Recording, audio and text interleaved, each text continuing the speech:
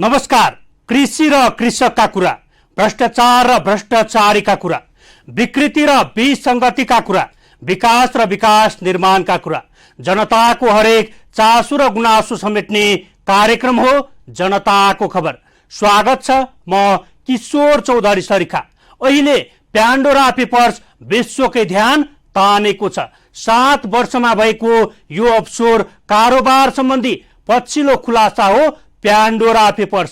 यसअघि FinCEN files, the paradise papers, the Panama papers र LuxLeaks खुलासा भएका थिए। खोज पत्रकारहरूको अन्तर्राष्ट्रिय संस्था आइसिआइजेले पछिल्लो विवरण बाहिर ल्याएको हो। द पानामा पेपर्स र प्यान्डोरा पेपर्सको चर्चा हुनुको कारण नेपाली धनाढ्यहरू पनि संलग्न रहेको प्रमाण फेला पर्नु नै हो।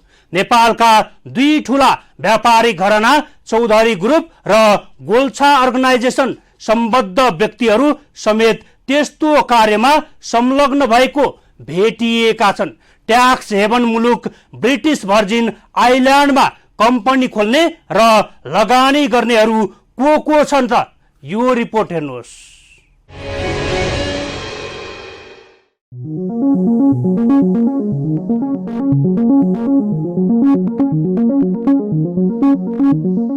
अन्तर्राष्ट्रिय खोज पत्रकारहरूको संयन्त्र international consortium of investigative journalist आइसिआइजेले अफसोर लगानी सम्बन्धी अहिलेसम्मकै ठूलो खोज गरेको छ प्यान्डोरा पेपर्स मार्फत। विश्वका प्रभावशाली नेता, राजनीतिक कर्मी, व्यवसायी र शक्तिशाली व्यक्तिहरूले अवैध तरिकाले कमाएको धन वैध बनाउन कसरी ट्याक्स हेभन अर्थात् सम्पत्तिको स्रोत नखोजिने र जवाफदेही हुनु नपर्ने देशमा पुर्याएर एउटा समानान्तर अर्थतन्त्र चलाइरहेका छन् भने खुलासा यसले गरेको छ। प्यान्डोरा पेपर्स खोज पत्रकारहरूको अन्तर्राष्ट्रिय संयन्त्र आइसिआइजे को नेतृत्वमा 117 देशका 600 भन्दा बढी पत्रकारको सहभागितामा गरिएको खोज हो। यो खोजमा 140 भन्दा बढी सञ्चार माध्यम र सञ्चार संस्थाहरू सहभागी थिए। प्यान्डोरा पेपर्स विश्वका 14वटा बिचौलिया कम्पनी, ल फर्म तथा सेवा प्रदायकले राखेका रेकर्ड गोप्य स्रोतबाट प्राप्त भएपछि गरिएको खुलासा हो। यसका लागि 1 करोड 19 लाख भन्दा बढी दस्तावेज केलाइएको थियो। यी विभिन्न दस्तावेजको डिजिटल परिमाण 2.94 टेराबाइट छ। सेवा प्रदायकले रेकर्डमा राखेका अधिकांश कागजात सन् 1996 देखि 2020 सम्मका हुन्, तर कतिपय रेकर्डहरू सन् 1970 का पनि छन्। यो लिक्समा सन् 1971 देखि 2018 सम्म खोलिएका कम्पनीहरूको विवरण छ। नेपालका 2 ठूला व्यापारिक घराना चौधरी ग्रुप्स र गोल्छा अर्गनाइजेसन सम्बद्ध व्यक्तिहरू समेत त्यस्तो कार्यमा संलग्न भएको भेटिएका छन्। ट्याक्स हेभन मुलुक ब्रिटिश भर्जिन आइल्यान्डमा कम्पनी खोल्ने र लगानी गर्नेहरू को छन् त? हो नेपालका एकमात्र डलर अर्बपति विनोद चौधरी र उनकी श्रीमती सारिका देवी र 3 छोरा निर्वाण, वरुण र राहुलको नाममा ट्याक्स हेभन मुलुक ब्रिटिश भर्जिन आइल्यान्डमा कम्पनी खोली विभिन्न देशमा कारोबार गरेको पाइएको छ। गोल्छा अर्गनाइजेसन सम्बद्ध लोकमान्य गोल्छा, उनका दिवंगत भइसकेका 2 भाइ, उनीहरूका काका काकी, छोरा चन्द्रकुमार गोल्छा र दिवाकरका छोरा हितेश गोल्छाको नाममा पनि ब्रिटिश भर्जिन आइल्यान्डमै कम्पनी छ।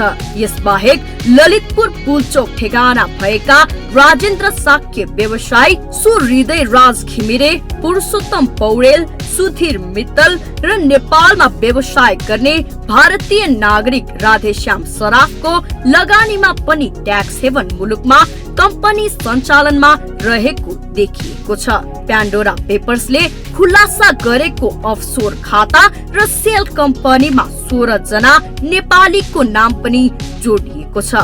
यसको अर्थ हो कर छली गरेको ठूलो रकम विदेशमा लुकाउने, अवैध तरिकाले कमाएको रकम विदेश पुर्याएर त्यसलाई वैध बनाएर विभिन्न ठाउँमा लगानी गर्ने वा फेरि नेपाल भित्र्याउने काममा नेपालीको पनि संलग्नता छ। आइसिआइजेले विश्वका विभिन्न सञ्चार माध्यमसँग मिलेर सन् 2013 देखि सन् 2021 सम्म गरेका खुलासा मध्ये प्यान्डोरा पेपर सबैभन्दा ठूलो खुलासा हो।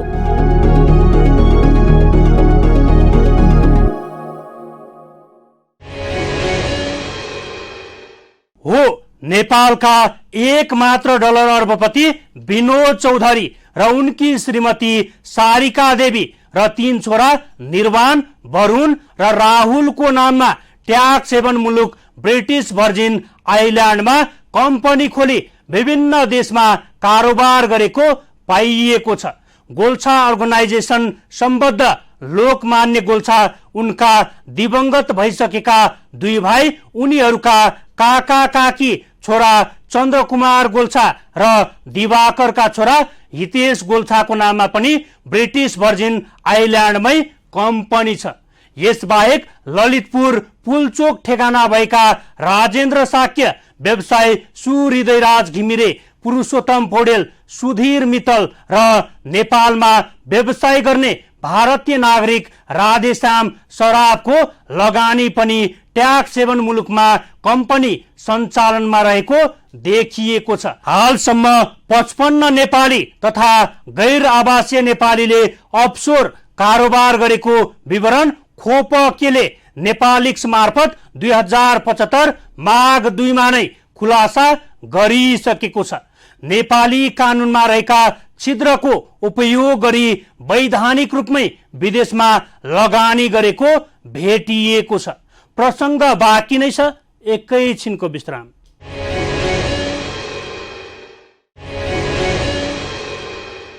विश्वका नेता, राजनीतिज्ञ तथा धनाढ्यहरूले कर छलीका लागि ठूलो सम्पत्ति ट्याक्स हेवन मुलुकमा गोप्य तवरले अफसोर कम्पनी अर्थात् नाम मात्रका कम्पनी स्थापना गरेर लगानी तथा शेयर खरिद बिक्री गर्दै आएको कुरा नयाँ होइन।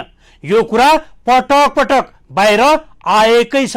हुन त नेपाली राजनीतिज्ञहरूको हालसम्म अफसोर कारोबारमा नाम उल्लेख नभए पनि त्यस्तो कारोबार गर्नेहरूलाई उनीहरूको साथ भने देखिएको छ।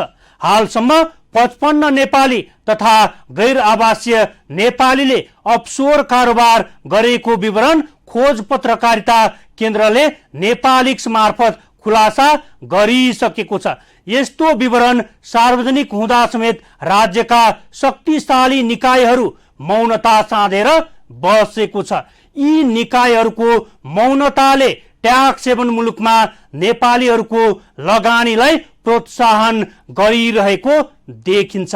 प्यान्डोरा पेपर्स त्यसको एउटा उदाहरण हो।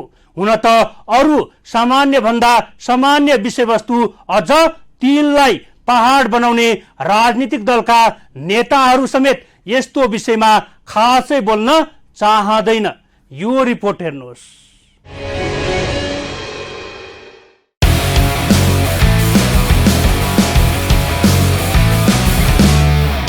प्यान्डोरा पेपर्स खुलासाका क्रममा नेपालसँग जोडिएका email, word file, PDF file र तस्बिर लगायत विभिन्न कागज पत्रका झण्डै 4000 दस्तावेज केलाइएको थियो। प्यान्डोरा पेपर्सले खुलासा गरेको अफसोर खाता र सेल कम्पनीमा 16 जना नेपालीको नाम हुनुको अर्थ हो कर छली तथा अवैध तरिकाले कमाएको रकम विदेश पुर्याएर त्यसलाई वैध बनाएर विभिन्न ठाउँमा लगानी गर्ने वा फेरि नेपाल भित्र्याउने काममा नेपालीको पनि संलग्नता छ। नेपालको कानुनले राष्ट्र बैंकको स्वीकृति बिना आफ्ना नागरिकलाई विदेशमा लगानी गर्न रोकेकोले पनि नेपालीले विदेशमा लगानी गर्नु दण्डनीय अपराध मानिन्छ। यसअघि आइसिआइजे सँगको सहकार्यमा खोज पत्रकारिता केन्द्रले यस्तै अफसोर लगानी बारे नेपालिक्स खुलासा गरेको थियो। तर अफसोर लगानी गर्ने कसैलाई पनि अहिलेसम्म कारवाही भएको सार्वजनिक जानकारीमा आएको छैन। यसबाट पुष्टि हुन्छ अफसोर लगानी गर्नेहरूलाई अधिकार सम्पन्न निकाय र राजनीतिज्ञको प्रत्यक्ष परोक्ष संरक्षण छ। हुन पनि अफसोर कम्पनी मार्फत गरिने कारोबारमा प्रयोग हुने मूलतः कालो धन नै हो, जुन प्रायशः कर छली र भ्रष्टाचारबाट सिर्जना भएको हुन्छ। सम्बन्धित मुलुकमै ठूलो परिमाणमा यस्तो धन सहजै प्रयोग गर्न नसकिने हुँदा मुद्रा निर्मलीकरण मनी लन्ड्रिङका लागि यो कारोबार भइरहेको छ।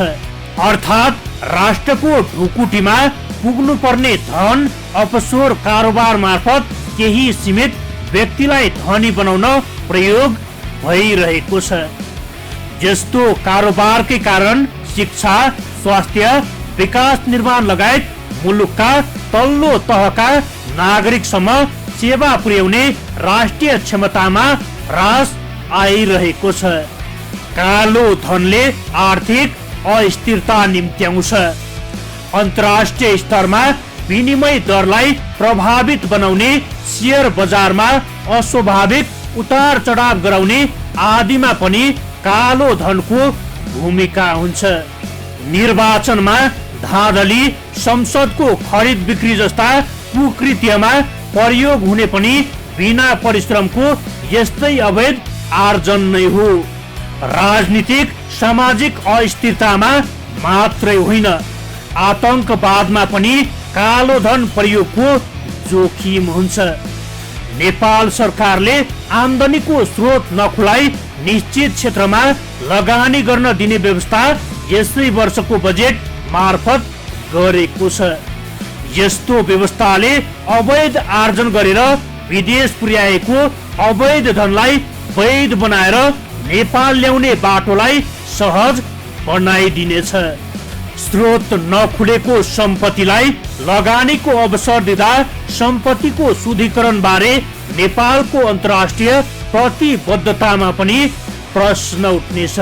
हालसम्म 55 नेपाली तथा गैर आवासीय नेपालीले अफसोर कारोबार गरेको विवरण खोपकेले नेपालिक्स मार्फत 2075 माघ 2 मा नै खुलासा गरिसकेको छ।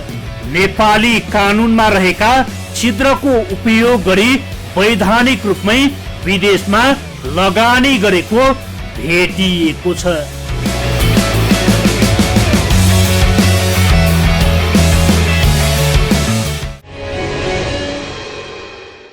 नब्बे देशका 330 भन्दा धेरै राजनीतिकर्मी, विभिन्न देशका राष्ट्रपति, प्रधानमन्त्री, मन्त्रीहरू, व्यवसायी, सरकारी अधिकारी, सेलिब्रिटी र अपराधमा संलग्नहरूले समेत अफसोर खाता र सेल कम्पनी मार्फत अवैध रकम लुकाएको र छाया अर्थतन्त्र चलाइरहेको दाबी प्यान्डोरा पेपर्समा गरिएको छ।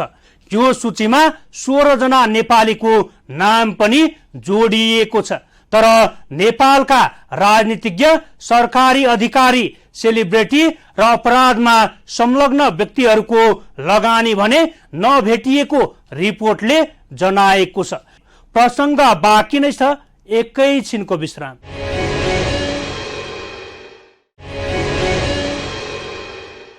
धनाट्यहरूले कर छलीका लागि ठूलो सम्पत्ति ट्याक्स हेभन मुलुकमा गोप्य तवरले अफसोर कम्पनी खडा गरेर लगानी गर्दै आएका छन्। पछिल्लो 7 वर्षमा गोप्य कागजातहरू सार्वजनिक हुने क्रम जारी रहेको छ र प्यान्डोरा पेपर्स यसैको निरन्तरता हो। तर त्यसको विरुद्धमा बोल्ने आँट कसैले गर्न सकेको छैन। अझ नेपालका प्रतिष्ठित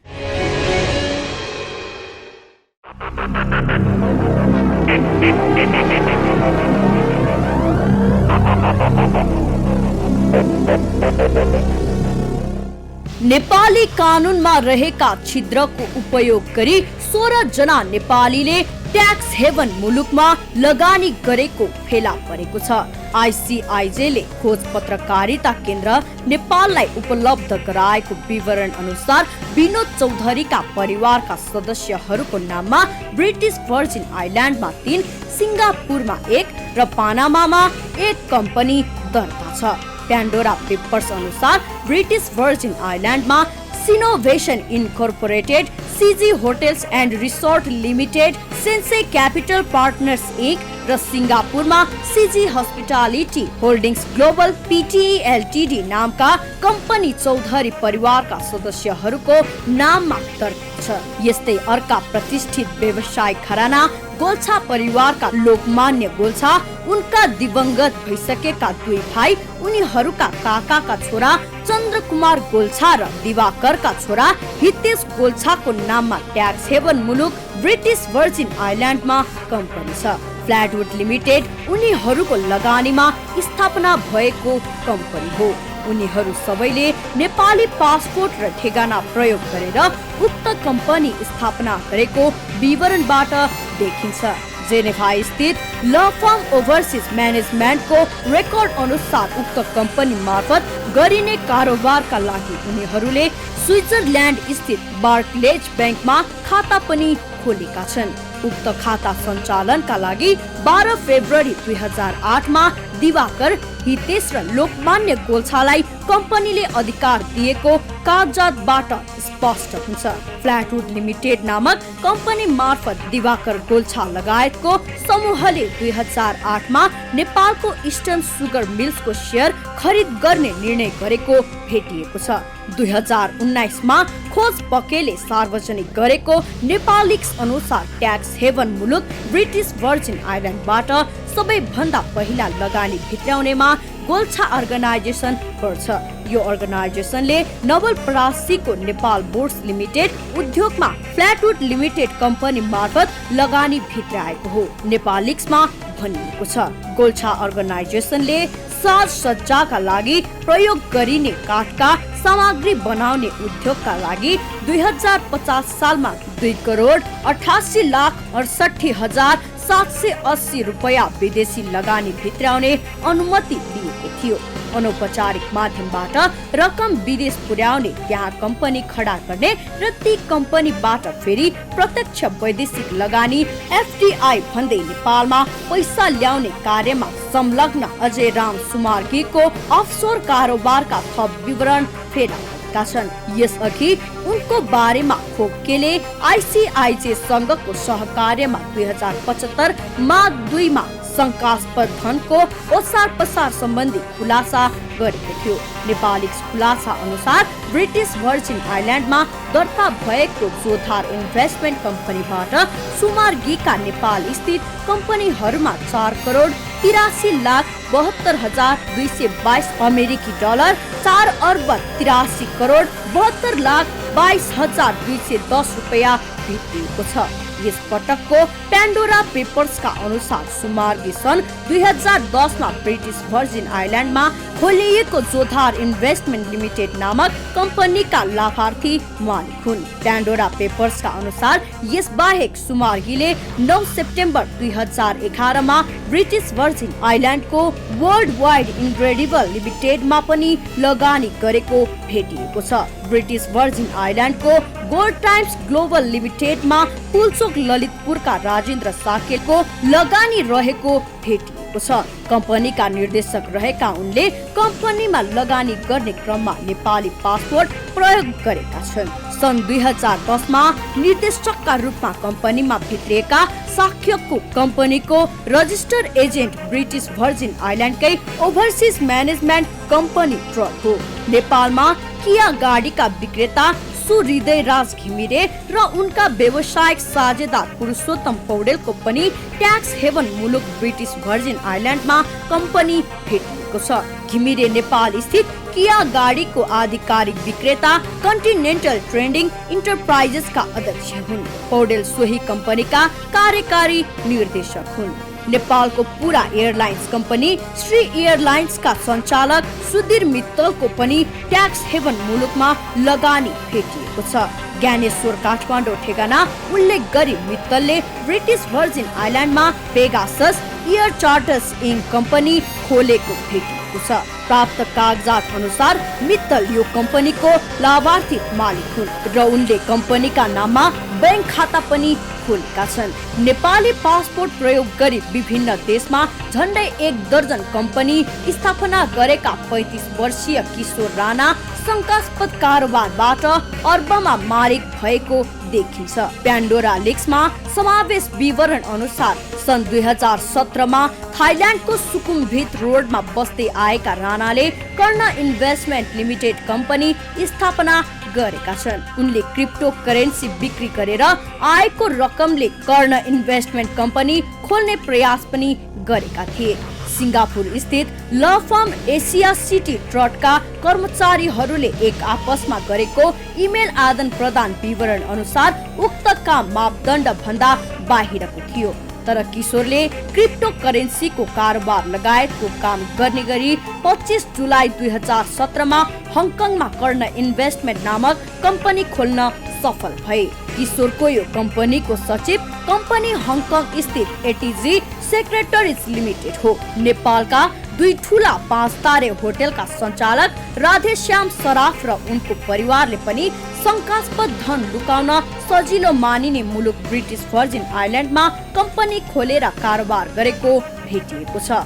याक एन्ड एटी र तारागाउँ होटल रेजेन्सी लिमिटेड सञ्चालन गर्दै आएका भारतीय मूलका सराफ उनका 2 छोरा र श्रीमतीले अफसोर कम्पनी खडा गरी कारोबार गरेको फेला परेको हो।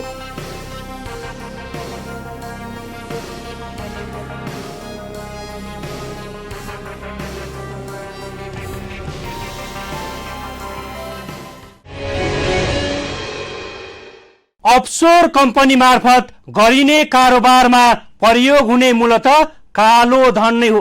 राष्ट्रको ढुकुटीमा पुग्नु पर्ने धन अफसोर कारोबार मार्फत केही सीमित व्यक्तिहरूलाई धनी बनाउन प्रयोग भइरहेको छ। प्यान्डोरा पेपर्स भन्दा अगाडि FinCEN files, the paradise papers, the Panama papers र लक्स लिक्सले अफसोर कारोबार मार्फत ट्याक्स हेभन मुलुकमा लगानी गरेको कुरा बाहिर नआएको होइन, तर त्यसको विरुद्धमा बोल्ने आँट कसैले गर्न सकेको छैन। अझ नेपालका प्रतिष्ठित भनाउँदा सञ्चार माध्यम पनि यो विषयमा तै चुप मै चुपको अवस्थामा छ। विकृति र विसङ्गति विरुद्धको हाम्रो खबरदारी जारी छ। कोभिड-19बाट आफू पनि बचौ, अरूलाई पनि बचाऊ। यदि तपाईसँग कुनै सल्लाह, सुझाव र गुनासा छन् भने हाम्रो टेलिफोन नम्बर 01 54 30 200 मा सिधा सम्पर्क गरेर टिपाउन सक्नुहुनेछ। हवस् त जनताको खबर आजलाई यति। अर्को श्रृङ्खलामा नयाँ विषयवस्तुका साथ उपस्थित हुने नै छौँ। त्यतिन्जेलसम्मका लागि बिदा दिनुहोस्। नमस्कार।